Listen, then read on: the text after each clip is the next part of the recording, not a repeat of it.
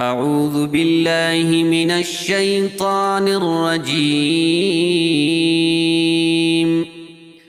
بسم الله الرحمن الرحيم.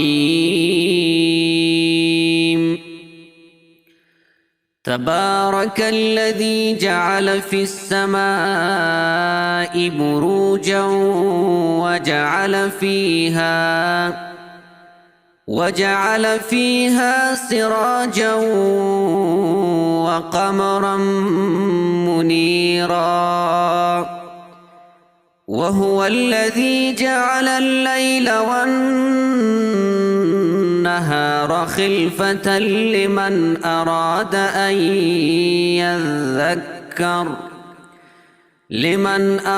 أن يذكر أو أراد شكورا.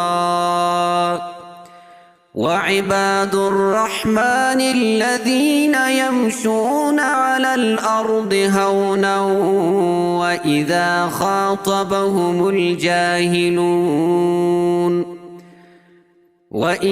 خاطبهم الجاهلون قالوا سلاما.